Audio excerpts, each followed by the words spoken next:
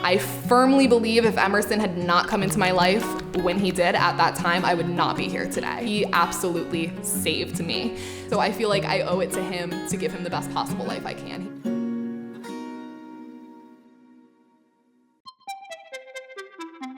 Hi, my name is Lauren Elizabeth McCanna. I'm 23, and I have 2 Brazilian tufted capuchin monkeys. Emerson Alexander will be 3 in January. Oh, that's a hug. And Chica Marie just turned 5 this past August. Belly. Good boy.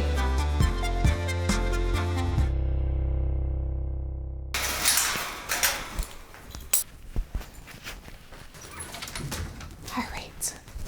Can you sit down for me? Do you want some yummies? Raising a capuchin monkey is very similar, I would assume, to raising a human infant. They are all time inclusive. They require a huge commitment and a lot of time. In the wild, a capuchin would stay with mom for about 2 years. First year and a half of Emerson's life, I didn't work. I stayed home with him 24/7 to raise him. He was more or less attached to me. He went everywhere that I did, from cooking dinner to showering, everything in the house. He was on my shoulder or riding on my arm. Once he got past about 1.5 years, I did accept a position as a veterinary technician at a local exotic animal clinic, under the pretense that Emerson could come to work with me every single day. So he came to work with me every day for about 1 year after that. So all in all, about 2.5 years of his life in the beginning, I was with him 24/7. In addition, I try to allow my monkeys to be monkeys as much as possible. I see them for what they are, I respect them for what they are, I love them like they were my kids, but they're still monkeys. So I try to give them that freedom. Emerson, come here. So I have CPTSD,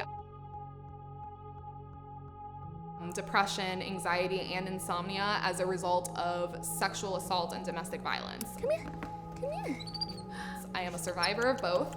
It's been incredibly difficult for me. I've been a sexual assault survivor from the time I was 3 to the time I was 17.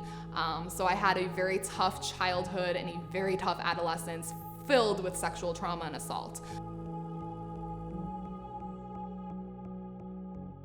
Yes, I've battled with depression, anxiety, and insomnia ever since that happened to me.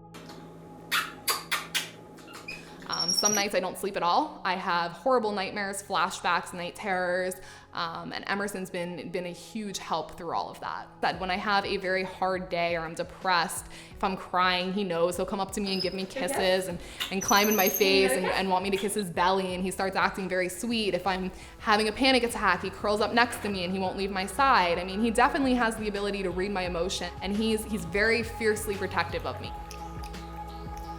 That's incredible to me, that kind of bond. You're being so helpful.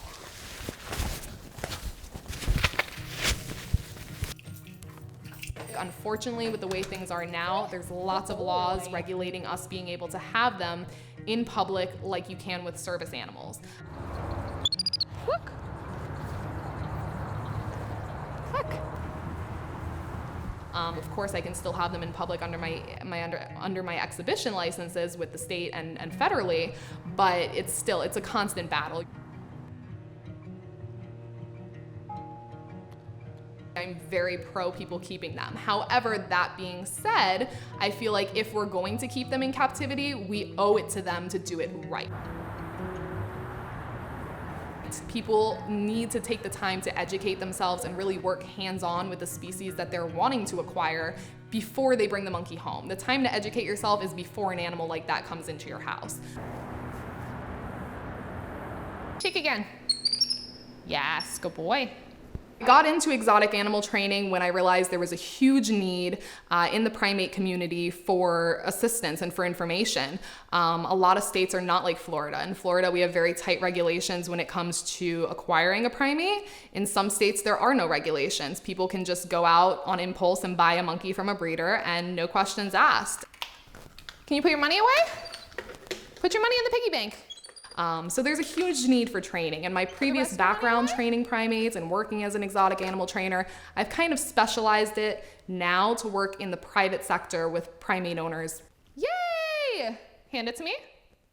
Currently we're working on him throwing the ball back, but he'll hand it to me on command. He'll go and take any object that I point to or ask him to grab, and he'll bring it back to me on command. He knows how to jump. He's very smart. Emerson, can you take it?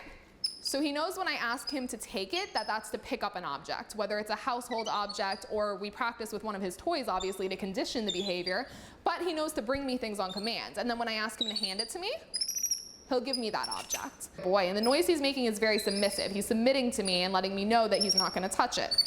Good boy. Can you take that? And then he's gonna hold it for me. I'm gonna get you, Betty.